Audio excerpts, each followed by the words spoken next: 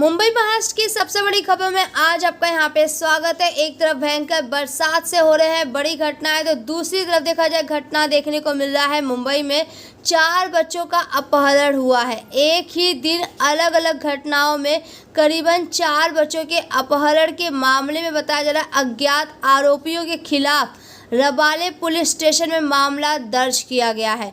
अपहरण लोगों में करीबन बताया जा रहा है 1 लड़का और 3 लड़कियां शामिल हैं।